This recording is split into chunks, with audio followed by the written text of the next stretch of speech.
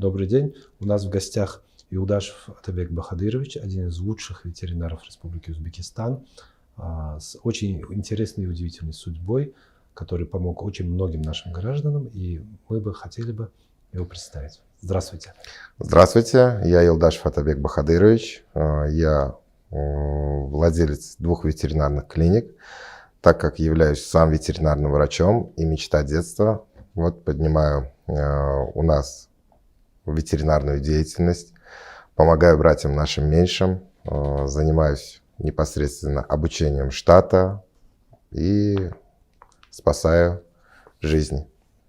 Расскажите, пожалуйста, о себе. С какими животными чаще всего работаете, где работаете, как происходит ваш рабочий день? Работаю я в ветеринарной клинике Deep Forest Animals на Фирузе, массиве Фируза, в Мирзо-Улугбекском районе. Также работаю в ветеринарной клинике на Юнусабаде, 8-м квартале. Также это один из наших филиалов. И спасаю жизни, так как человеческий врач спасает человека, а ветеринарный врач спасает человечество.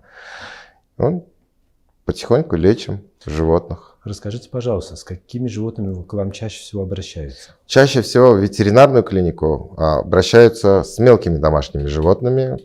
Кошки, собаки, куры, кролики, попугаи. Кто-то змей, черепашек держит. Как бы спасаем и их тоже. В ветеринарной клинике в нашей есть все необходимое оборудование на данный момент. Рентген, УЗИ. Также у нас есть стационары для стационарного лечения животных.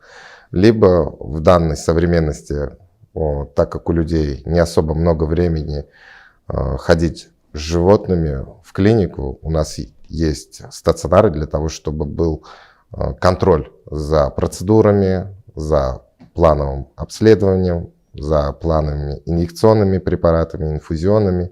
При необходимости у нас также есть кислородные камеры, ложим в интенсивную терапию и лечим. Расскажите, пожалуйста, о себе. С чего вы начинали? Откуда вообще к вам пришла эта профессия? Вообще профессия эта пришла ко мне, когда мне было 16 лет, когда я окончил 9 класс. Я еще с детства мечтал быть ветеринаром. После 9 класса, так как был техникум ветеринарный, естественно, я посоветовался с родителями. Родители говорили: нет, сынок, пойдешь сразу в университет, что ж тебе терять время. Да, закончил 10-11, поступил в аграрный университет, факультет ветеринарии в 2024 году. Он открылся. Это первый в Ташкенте направление ветеринарии в 2024 только открылось. И с того момента, с 2004 года, пошел практиковаться в Чиланзарский ветеринарный отдел. Практиковался до 2008 года. В 2008 году меня взяли официально на работу туда, в государственный отдел.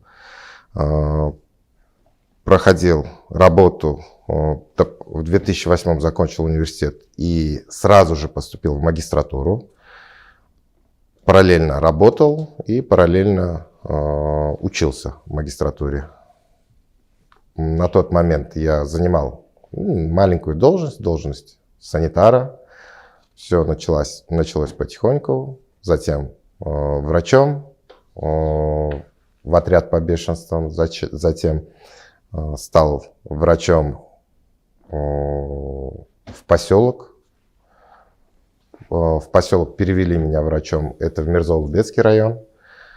После этого проработал где-то 6 месяцев в поселке, и меня поставили замначальником Мирзо-Улугбекского района.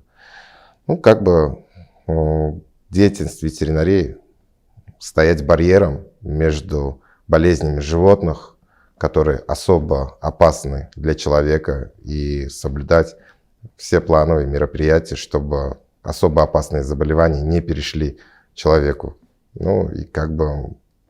Сейчас на данный момент также спасаем животных. И если есть риски каких-то серьезных заболеваний, которые передаются человеку, допустим, там бешенство, либо сибирская язва, либо ящур, там клин-конго, мы, естественно, на данный момент, так как в частной клинике работаем, мы сообщаем в государственные ветеринарные отделы по месту нахождения этого животного для того, чтобы не распространились никакие вирусные заболевания и наш народ не пострадал.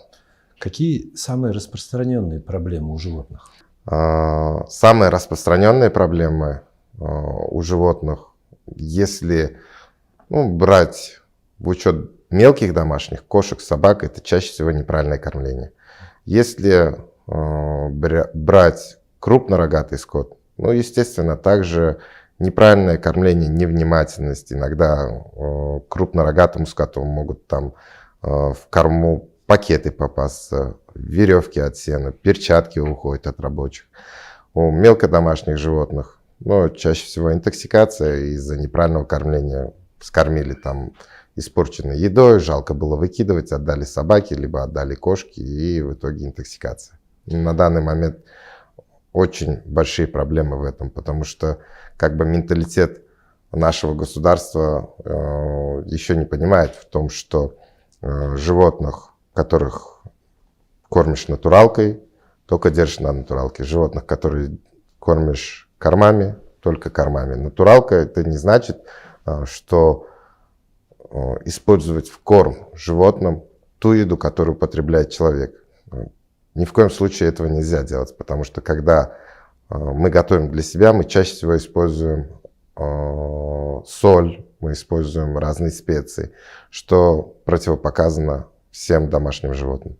Расскажите, пожалуйста, есть ли какой-то порядок, может быть, нужно периодически возить своего питомца на осмотр профилактический? Конечно.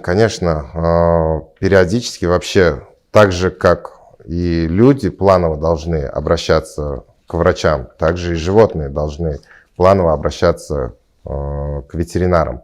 То есть плановый осмотр проводится каждые 3 месяца, вне зависимости от того, что происходит с животным.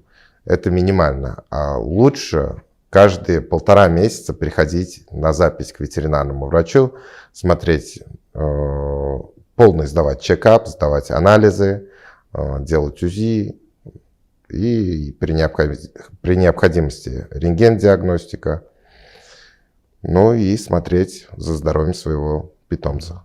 А какие вакцинации, допустим, необходимы? Есть ли где-то календарь, чтобы узнать, для каких животных какие вакцины необходимы? Или это надо пойти и обращаться? Нет, конечно, в любом случае вам нужно обратиться к ветеринарному врачу, и в любом случае ветеринарный врач вам составит календарь и по плановым прививкам, по вакцинациям, по дегельминтизации, то есть обработке от гельминтов, и уже объяснит, когда, что и в каких количествах, и как часто нужно приходить на плановый осмотр, на плановые вакцинации и так далее. Если у животного в ходе осмотра выявятся какие-то болячки, либо болезни, в этом случае, естественно, врач уже на свое усмотрение по результатам анализа, по результатам диагностики скажет, что и как делать дальше.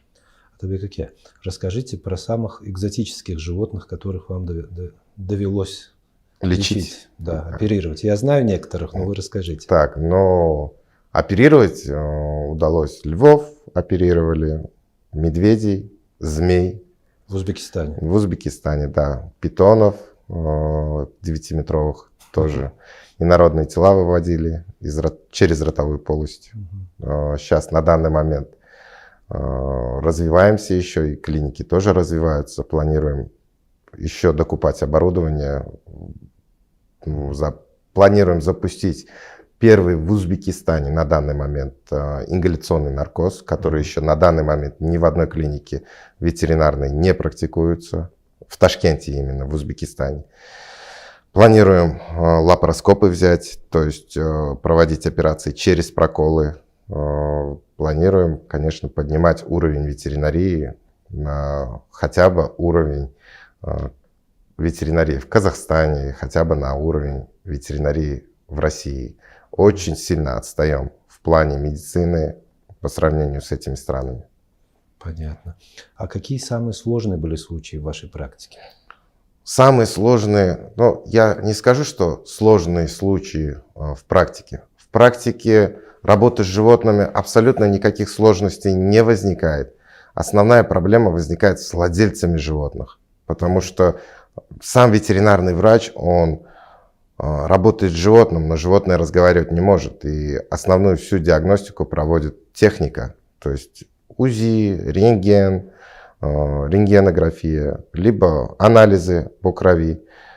Основная вся проблема возникает работы с владельцем животного. Сам ветеринарный врач на данный момент в Узбекистане должен быть психоустойчив, потому что люди в шоке, в панике прибегают к врачу и там кричат, визжат и так далее. Да, конечно, разные случаи происходят, что из-за как бы безответственности владельцев там животные оказываются в очень плачевном состоянии, приходят уже в очень тяжелом состоянии и просят врача, там, умоляют, сделайте что угодно. Мы тоже не боги, пытаемся спасти, но когда уже бессмысленно, мы говорим, что шансов нет. Существует ли какая-нибудь ветеринарная скорая помощь у нас? На данный момент скорая помощь ветеринарная, она есть, и она в нашей клинике. Да, в нашей клинике, то есть мы как бы сотрудничаем несколько клиник в городе, и в любом случае переадресовывают к нам, если нужно выезд срочный, потому что как бы штат не маленький врачей, и специалисты также у нас широкого профиля, не только специализируются там на кошках и собаках, также мы работаем с крупнорогатым скотом, мелкорогатым скотом, лошадьми, с птицами, амфибиями, рептилиями, ну, со всеми животными.